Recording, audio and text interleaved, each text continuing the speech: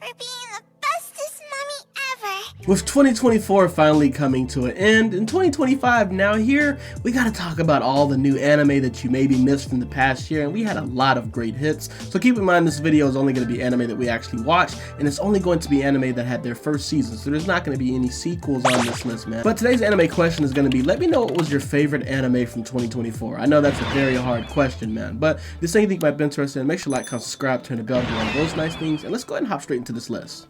And the first one on the list is probably going to be one that's a shock for y'all, but it's going to be the Fable.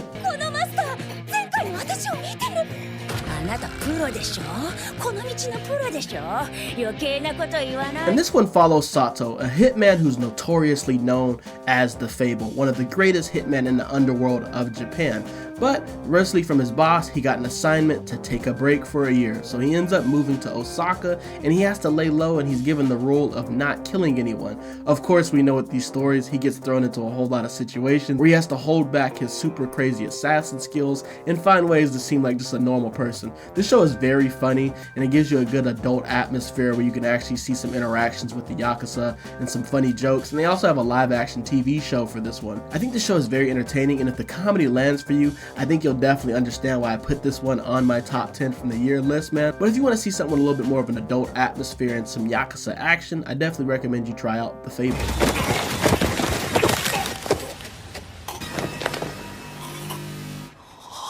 The next one is going to be one of our only romances we have on this list, and it's going to be A Sign of Affection. 手話ノート? へえ、ゆきちゃんが書いたの? 直接教えて。 If you've seen A Silent Voice, then you absolutely know why I put this one on the list. This one follows Yuki and also Itsuomi. Yuki being a girl who can't hear, and she's always had to deal with that distance between other people because of her disability. She ends up running into Itsuomi on a train, who's a person that's very interactive and just very outgoing, and he's also a guy that always travels overseas, and people just seem to gravitate towards him. And they end up having interactions, and Itsuomi is actually interested in her. This story just follows the interactions between her and him, and also some other characters that are part of their friend group, which I really love. The show really gives me the feeling of Horimiya in the sense of when they also focus on the main couple, they also like to focus on the side characters and build their personalities and just build the world around it. The story is very heartwarming, and it also just has some very good moments and some real good things that you actually see from real relationships in real life. If you want to see a good romance that's going to give you some good character development and also just a unique aspect with the two characters being completely different, I definitely recommend you give a try to A Sign of Affection. あなたのこと好きになったらどうしたらいいですか? The next one is going to be one of our fantasies from the year, and it's going to be Delicious in Dungeon. うまいか? 美味しい. バカにして悪かったな。気にするな。ただ通りすがっただけ。 This one really took me by surprise, but it was very good. It follows the story of Sensei, Marcel, Chilchuck, Laios, and also Fallon. With Fallon, Laios, and Chilchuck, and also Marcel being part of a party that went down into the dungeon before, but after encountering the Red Dragon, Fallon ends up being left down there with the Red Dragon, and the rest have to retreat. This story follows them going back into the dungeon and running into Senshi, who's a person who likes to go in the dungeon and kill the monsters and cook them. Yes, he likes to eat them. This story follows them going back into the dungeon to try to save Fallon with Senshi, while also eating a whole lot of delicious meals and interacting with a bunch of other characters in the dungeon. This story really does make the dungeon a beautiful place, and it shows you the adventure aspect that you sometimes miss with shows like this, with also a pretty good soundtrack and just some characters that really do know how to interact with each other. If you want to see a dungeon and a fantasy show that actually shows you some of the other aspects besides only the action, while there is some action, I definitely recommend you give this show a try, and you'll also see some pretty delicious meals.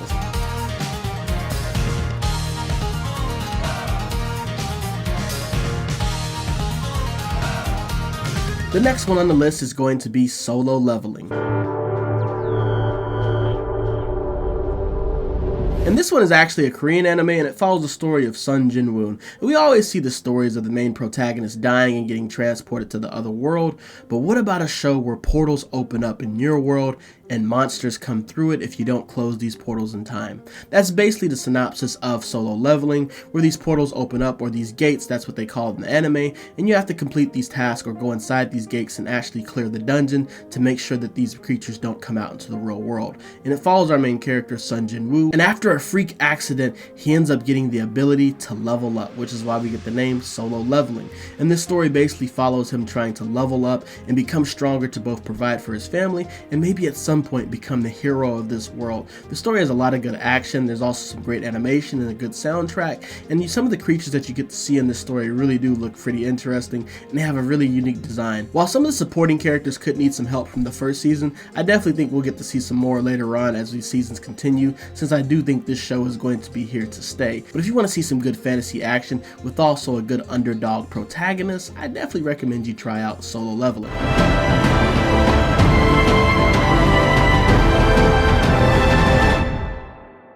The next one is going to be Windbreaker.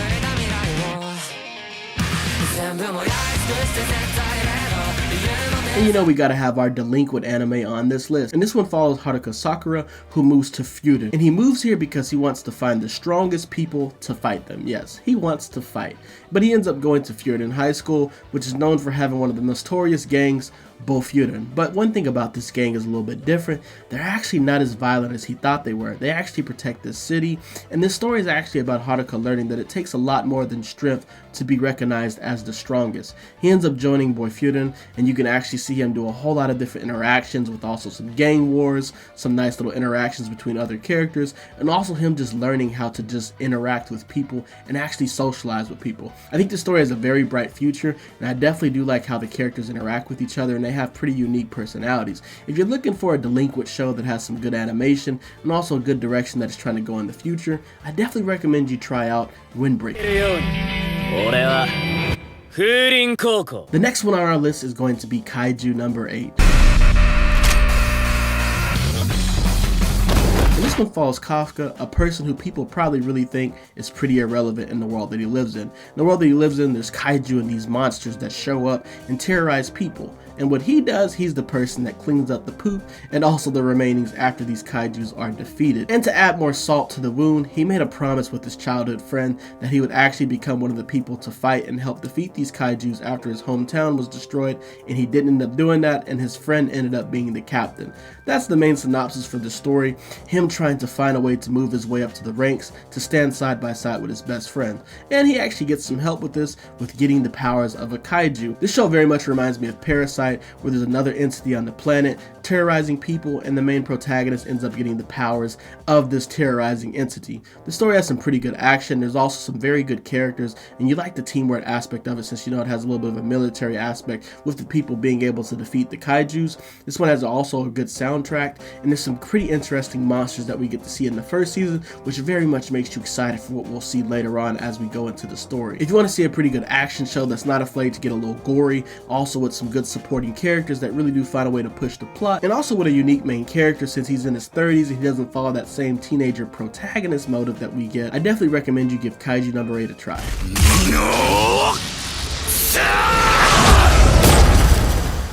The next one on the list is going to be Apothecary Diaries.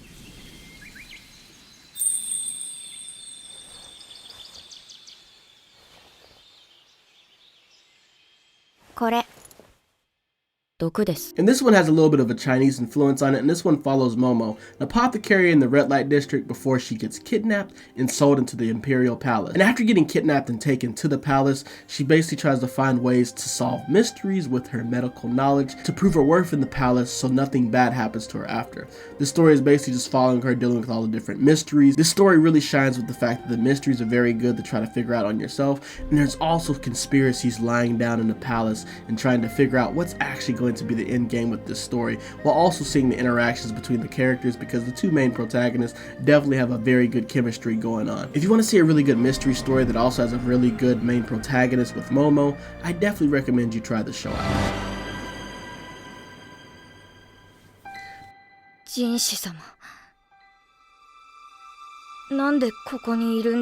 The next one on the list is going to be Frieren, another fantasy from this year. And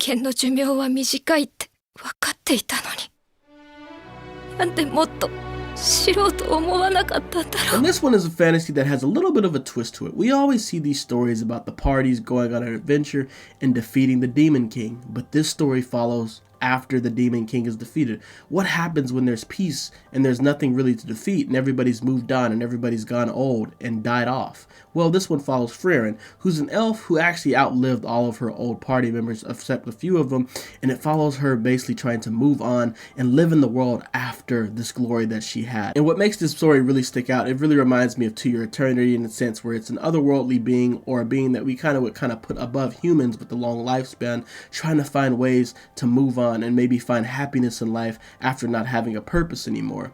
I really like this story also because you get to see the beautiful world and just see some of the beautiful creatures, and also see Frieren try to grow as a person and actually learn how to understand humans and interact with humans. The story has some action, it also has some good storytelling, and it also just has some good adventure going on. If you're looking for a show that has a good protagonist and also does a very good job at doing some world building, I definitely recommend you give Frieren a try. It'll definitely take you on an adventure.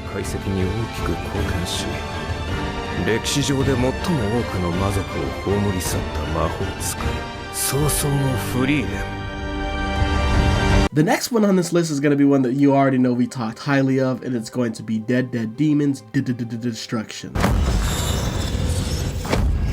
マジか。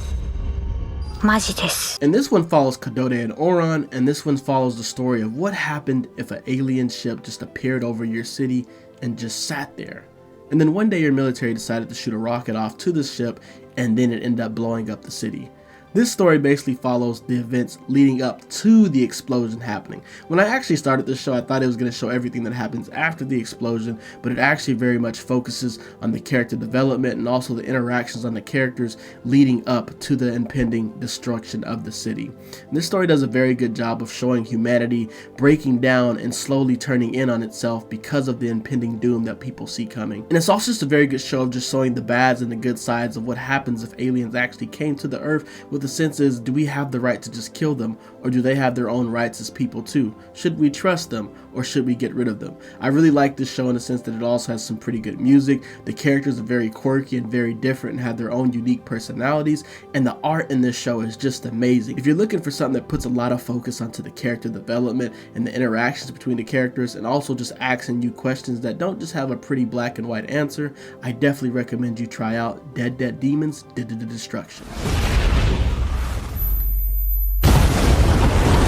And the last one on our list is probably one that you probably could have predicted, and it's gonna be Dun Dun Dun.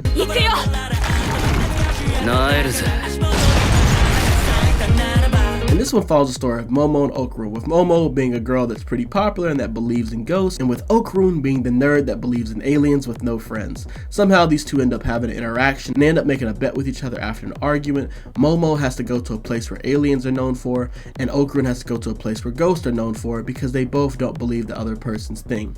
And they both end up going to these places and encountering both of these things after Okarun ends up losing his balls, and the story is about Okarun getting his balls back. There's a lot of different things that end up happening in this story. It's very quirky, it's very wacky, and every episode just leaves you at the edge of your seat. And this show doesn't really stay on arcs that long. You're gonna get new enemies and new villains coming in every 2 to 3 episodes, except when you get a little bit into the farther arcs. But this show is very good for people that like to see different things happening and don't really just enjoy seeing one big antagonist thrown on the screen for a big part of the story.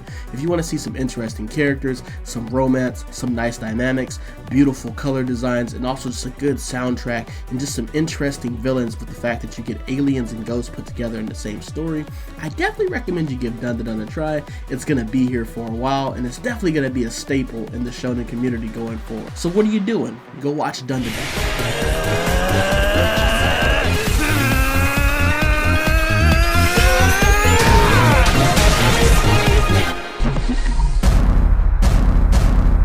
And that's going to be it for our video for the best anime of 2024. Keep in mind these are all only new animes, so no sequels, and these are all opinions, man. Let me know in the comments if there's any anime that you felt like should have been on this list over something else, and let me know what anime you would actually replace on my list to put your anime on here. I hope y'all enjoyed this video. Make sure to like, comment, subscribe, turn the bell, do all those things, and I'm going to see y'all on the next one, man. We up.